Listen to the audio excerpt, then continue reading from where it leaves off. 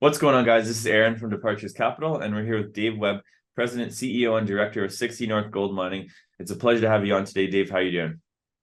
I'm doing great. It's nice to be here. Thank you.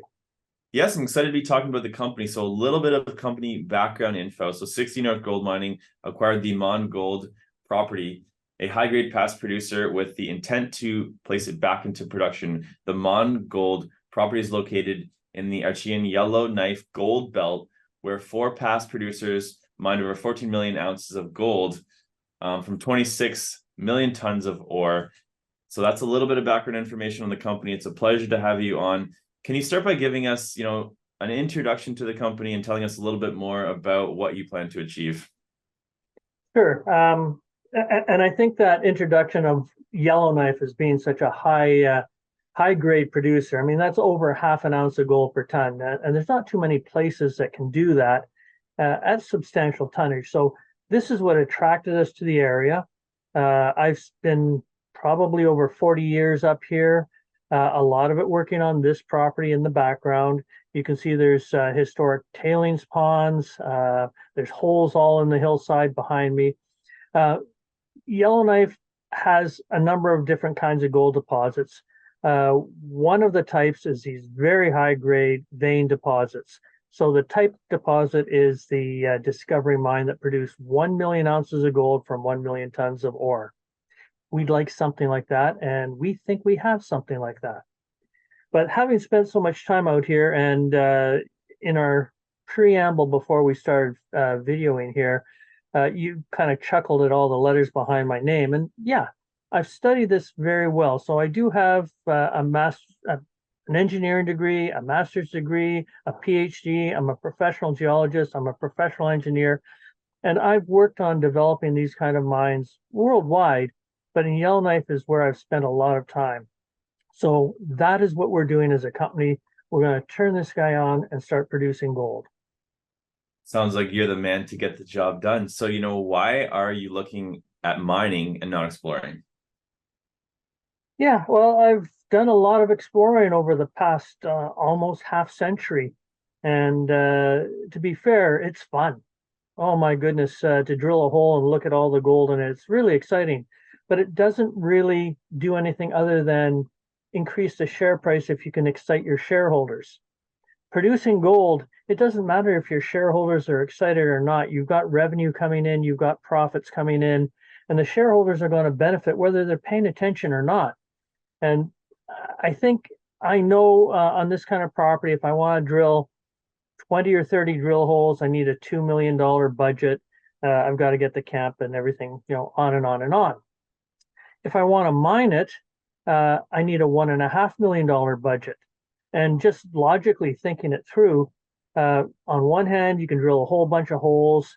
And if you're really lucky, you get a lot of good hits. And then you turn it over to an independent who will look at it and say, I think you might have this much indicated or inferred. He's not quite sure what he's going to call it. For less money, you can go down, mine it, bring it up, and put it in a big pile. And it's not, I think you have this. It's there it is. That's a great explanation. So, what is the reserve or resource base for the property? Yeah, that's the question I'm often asked, and I suggested let's nip this in the bud and get it out there right away.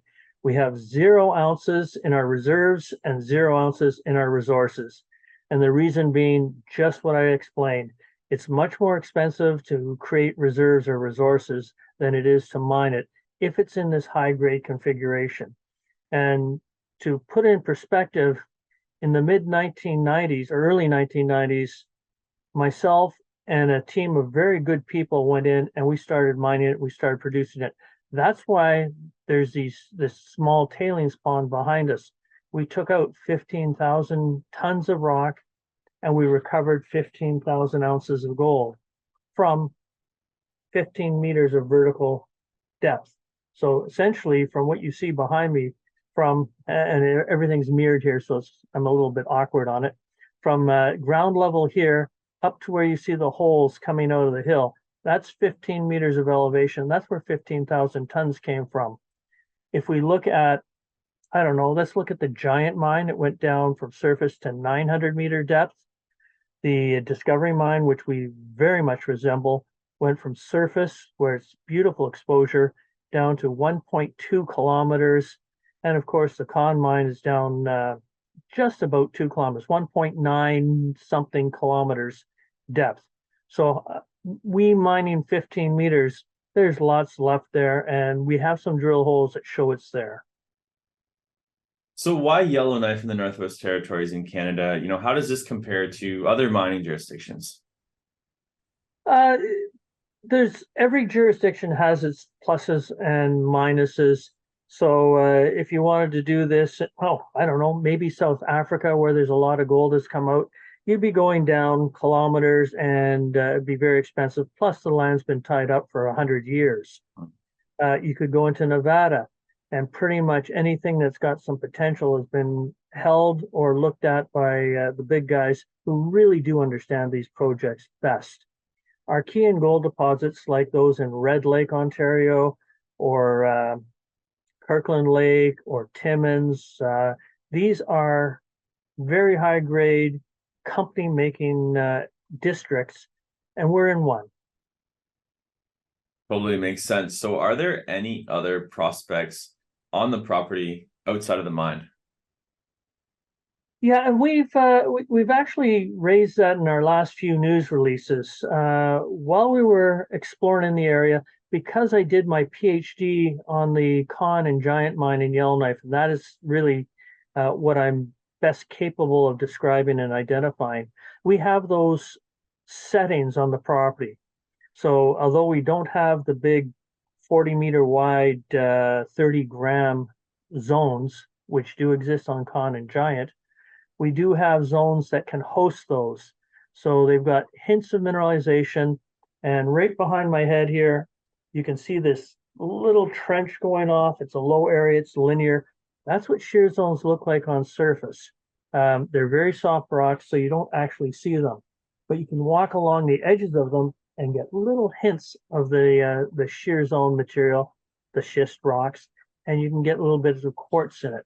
And we have some of those. We've sampled them. We've had over 6 meters of 7.5 grams of gold per ton. This is an economic grade over a mineable width, but it's a prelude to what could be there. So that's one of the targets that we want to go after. It's just expensive to explore for it. That's a lot of drill holes.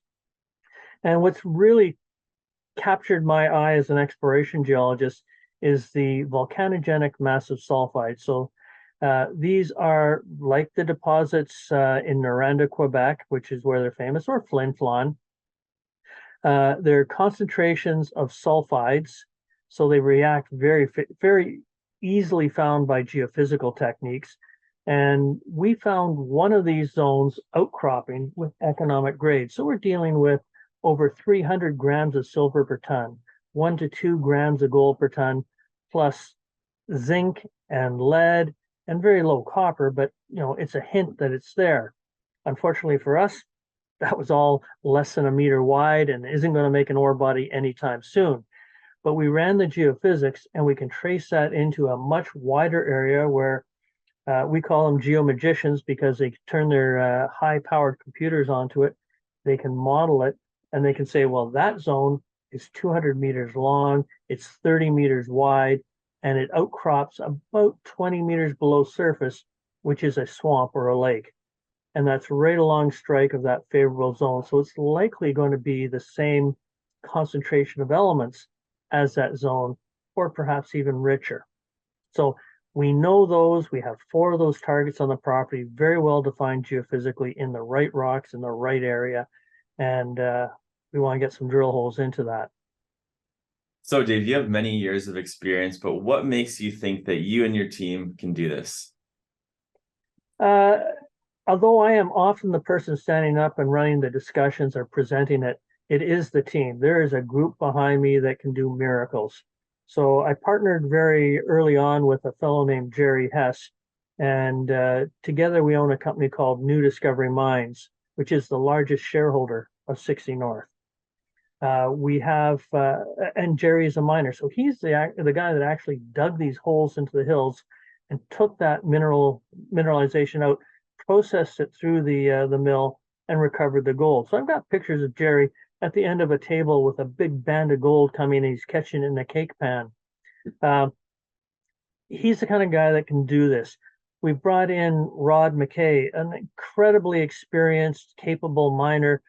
He's our current mine manager, and together he assembles a team of people that he's worked with before. I've been asked if can people apply to be miners here. I said, absolutely. You just show me that you have 15 to 20 years of experience, increasing sophistication or capabilities, and you can apply for a job. And that's what our team looks like. Well experienced, well capable people. Wonderful. So as we know, this year was a crazy season for wildfires. Yellowknife was evacuated. Did this affect you? Yeah, and one of our directors, or actually our VP, has said I should stop using this photograph behind me because it doesn't look like that anymore. The fires did sweep through. We couldn't do much this summer. The fires, I was watching them through June, July, August, getting closer and closer. And on August 14th, they swept through the property, and the camp that you see back here is now just a pile of ashes.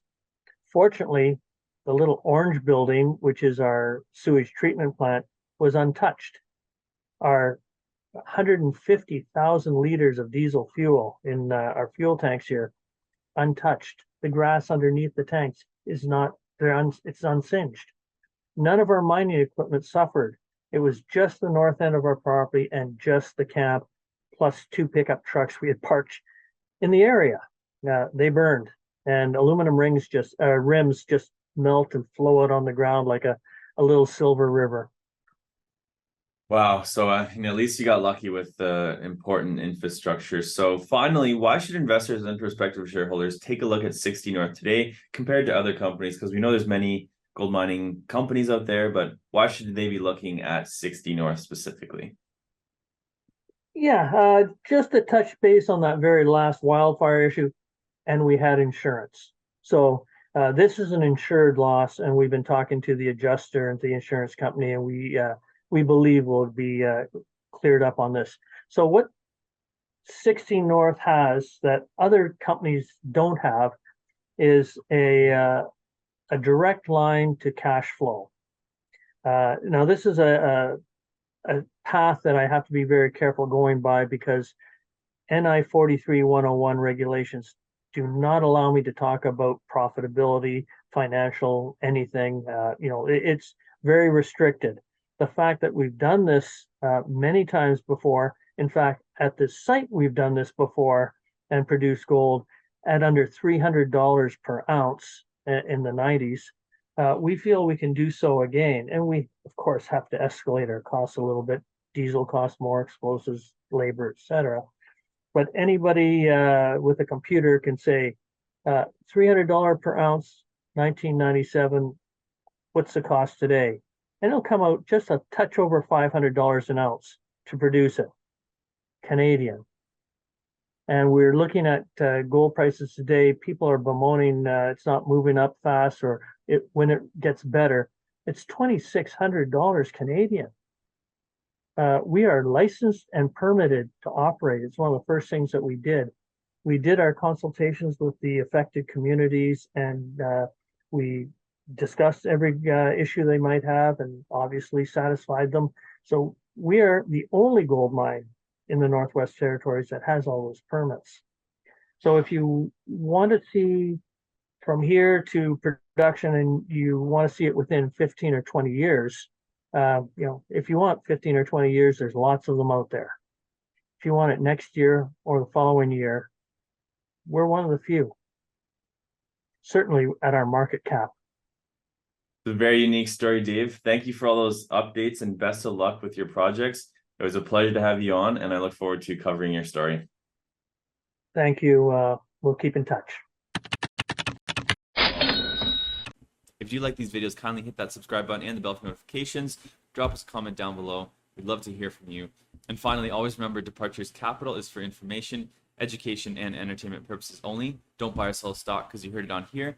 Buy or sell stock because you've done your research, you've done your thorough due diligence, and you're making your own personal investment decisions for yourself, this video is not financial advice.